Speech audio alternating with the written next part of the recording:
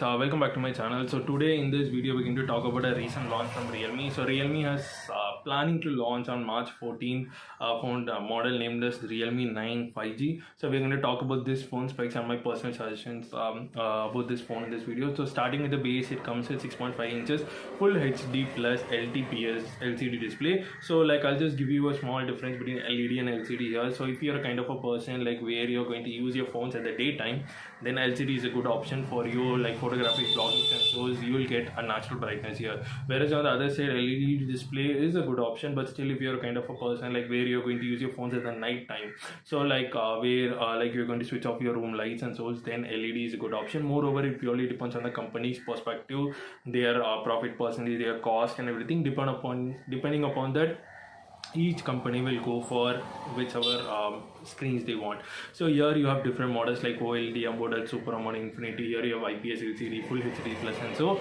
And here the company has used LTPS display. So this is low temperature polysilicon display. So what is the use of this display is basically like your image clarity will be increased when compared to normal LCD display. So that is good thing. And additionally here you have 1080 into 2412 pixel resolutions. You have 1200 nits of brightnesses and so those things are good. So talking more about thing here about the screen is the thing which you have to note here is Ppi density. So that is pixel per inch. So what is this Ppi density? What is pixels? So basically if you take a phone, your screen is made by a small element named as pixels, and the combination of this pixels is this Ppi density. And next thing, what is the use of this Ppi density?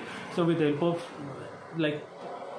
by knowing the amount, like by knowing the pixel resolutions, Ppi density in your phone, you can just see the clarity of your screen. So that is what the main thing is. So if you have more Ppi density, then the clarity of the image in your screen will be so good. So here the Ppi density is 400, so which is a good one. If you go less than 400, you will have less image clarity in your phones. But the main thing is, like most of the people, they are not seeing the main difference here, because when you take 2 or 3 phones and then when you compare, you can see what is the differences and so that's it. And talking more about here is, you have to talk about a term named as refresh rate. So what is this refresh rate? So basically if you're just playing some games with your friends, maybe like PUBG, Free Fire, Call of Duty and so, where when an enemy pops out, or suddenly when you have to rotate your screen and so, you might have noticed that your phone will take 1 or 2 seconds to do it, or else you will get a gray screen, or else sometimes your phone will get stuck and so this is mainly due to this refresh rate. So the main thing what this refresh rate will do is, it will start refreshing your screen for every single second, so that you will get a new image. So that's what the main thing here is. So here the refresh rate is 90 Hz, so which is quite good. And also here you have adaptive refresh rate. So what is the use of this adaptive refresh rate is basically depending upon the apps which you run on your phone. Like suppose now we are just using a phone manager like normal, where you're going to use to make some calls and so, there you don't need of 90 Hz of refresh rate. So automatically your phone will just reduce it to 60, so which is quite good. And whenever you're going for games and so, it will just go to 90 Hz, so that is quite good. And additionally here, with help of this adaptive refresh rate, your temperature, like your phone heat, will be reduced, and also your battery can be saved.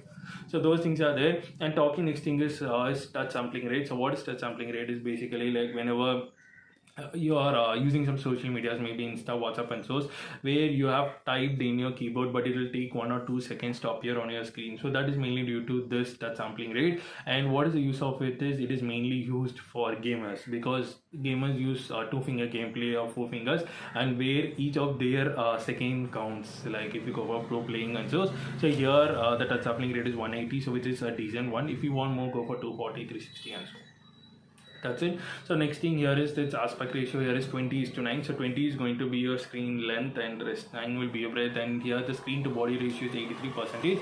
So in the sense, if you take your phone full as 100%, then where 83% will be your screen and rest is going to be your body, like back of your phones, like cameras, other stuffs and so.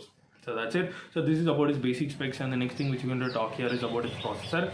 So here the company has given MediaTek 810 Dimensity processor 5G chipset. So this chipset is a decent one. You can just say it as a mid graphics phone, but it's not so good for gaming, so which I'll also say later. And here it's just with Mali G57 MC2, so which is also a decent one.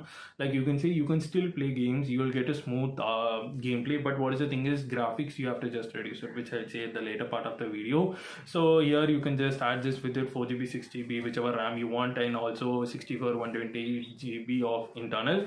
Additionally, you can also extend your RAM to 5GB. So these things is about its processing, and next thing is about its camera. So in camera front, you have triple camera 48 plus 2 plus 2. So 48 is your primary with aperture 1.8, 2 is macro and 2 is depth. In front you have punch hole of 16 megapixels, and in battery side you have 5000 mAh, 18 watts fast charging, USB Type C 3.5mm jack is there. You have Bluetooth 5.2, speakers is available, dual SIM, dedicated slot for memory, and so on. So this is about this phone specs. It is going to come in two colors, black and grey, I think so. So it is going to be sale in from March 14th in Flipkart as well as in Realme official website. So like I'll put the link in the description. You can directly check it out. If you're interested, you can go for it. The price of this phone comes around like 15k, 17.5k, and also if you use SBI cards or ICICI cards, you will get instant 1.5k discount and so this is about this phone specs. So finally coming to my suggestions about this phone is, first thing is, on this same day on March 14, there is going to be another phone from Realme itself which is going to be launched. So like it is named as Realme 9 SE. So it is a speed edition. It is also on 5G phone. So I'll just give you a small comparison which is best here. So in this both, I just suggest you to go for SE.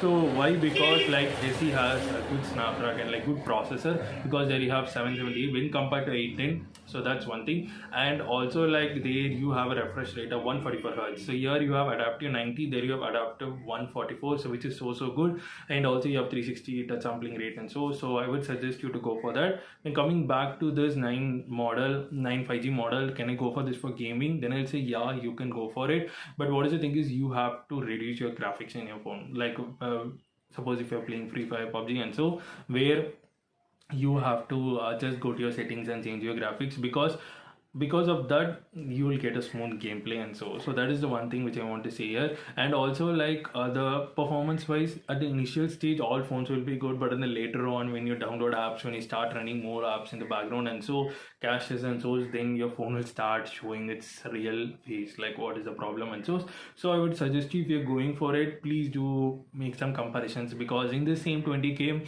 you can just look for Vivo T1 or Infinix Zero 5G, Poco M4 Pro 5G and so like these are like some gaming phones under this 20k 22k budget, so you can just go for it, or else you can go for SE 5G as well. So that's a suggestion. And also next thing is for camera, if you're going for this, please go for some good models which is also available, like Redmi Note 11s and so, where you have 108 megapixels, I think so you can check for other phones which has Sony sensors, IMX686 is also there and so you can do check it out, those things. If you need for selfie and so, also there are some good phones like Vivo V23 SE, I think so that model has front selfie alone like 48 megapixels. So if you're interested, you can go for these models, you can check it out. So this is my suggestion about this phone. So with this, I'll just end this video. So if you have any doubts related to this, comment below, I'll surely reply. So hope you like this video. If you like it, give it a thumbs up. So like this content, I'll just meet you in the next video. So till then, peace from K Square. Bye.